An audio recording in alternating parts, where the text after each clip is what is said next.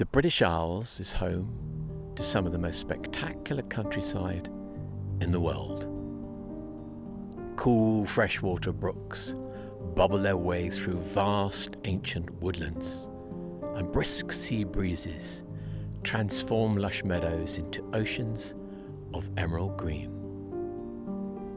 But all is not well in the countryside, for at the end of many a country lane, the devil's work is afoot.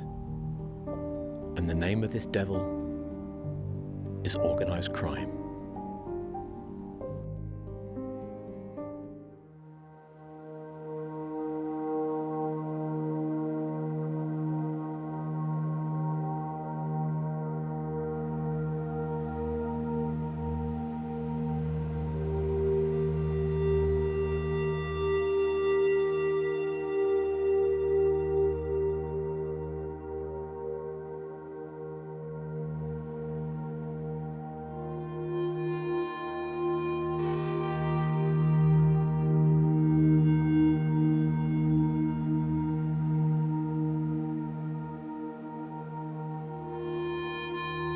To understand why organised crime has moved into illegal puppy breeding and dog theft, we have to go back to three significant events that took place in 2020. The first happened in January of 2020, which was Brexit. Britain left the EU. And what that meant to the puppy smuggling gangs is the rules and regulations were bound to change, would make it a lot harder for them to smuggle pregnant bitches and newly born puppies into Britain. So they started to diversify their operations. They shifted some of their puppy mills from Poland, from Estonia and from Romania across to mainland Britain. The second significant event of 2020 was something that nobody could have predicted. The country went into total lockdown. And this brought the puppy smuggling operations to a grinding halt. They could not get a single dog into Britain. And then right on the back of that, we had the third significant event that during lockdown, the demand for puppies absolutely soared. So the impact of this was dog prices went through the roof. A dog that was fetching as much as £600–700 in 2019 was now commanding prices of £3,000 to £3,500. This was the perfect storm for organised crime, and one that they were quick to exploit. The smuggling gangs that had been supplying some of the illegal breeders in the UK saw the advantages of working much closer with the illegal breeders. So alliances were formed, gangs got organised, and they started to set up thousands more puppy mills up and down the country. The problem was they didn't have enough parent dogs to go into these new puppy mill operations. So the gang leaders took the goons, the foot soldiers if you like, and redeployed them into gangs of 4 and 6 and sent them around Britain, stealing as many dogs as they could possibly get their hands on. Organised crime is comprised primarily of professional criminals who understand the importance of not drawing attention to themselves. So the gang leaders issued instructions that wherever possible, a theft should be made to look like a runaway. So kennel doors would be left open, garden gates left swinging in the breeze, and when dogs were stolen on country walks, the theft would take place out of sight of the owner. Some gangs even resorted to using dog whistles that would call the dog away from its owner's side, where it would be snatched in the undergrowth and bundled into a waiting vehicle. There's an additional benefit to this strategy as well, because when senior police officers would be asked about whether dog theft was a problem in their area, they'd check their stats and report back that it wasn't, so much needed resources would be deployed elsewhere. This meant that the gangs could operate with relative impunity. And by the end of 2020, the country had recorded over 2,300 incidents of dog theft. By the spring of 2021, dog theft was becoming a real problem. Social media was buzzing with stories of suspicious white vans or strange markings appearing outside properties. And it seemed that it was almost impossible to go on a country walk without seeing yet another missing dog poster. But still, senior police officers claimed that dog theft was not a problem. They were completely oblivious to the fact that they'd been duped by organised crime. It was only when national media started to report on the subject that concerned police and crime commissioners that were due up for re-election in July of 2021 pressed the government to take some form of action. In a desire to be seen to be doing something as opposed to nothing, the government formed the Pet Theft Task Force. The task force was given a mandate to report back on the scale of the problem, the causation of the problem, and to make recommendations on preventative actions. However, comprised primarily of academics and administrators, the task force lacked the necessary field experience to identify the root causes of the problem, and instead their recommendations were primarily concerned with creating yet more legislation, trying to patch up the broken microchip system, and convincing the public that it was the fear of dog theft that was the real issue, as opposed to the number of dogs that were actually being stolen. A golden opportunity to bring about meaningful change and to stem the tide of dog thefts and to take the battle to the illegal breeders was lost. The official figures for 2020 and 2021 record over 5,000 incidents of dog theft.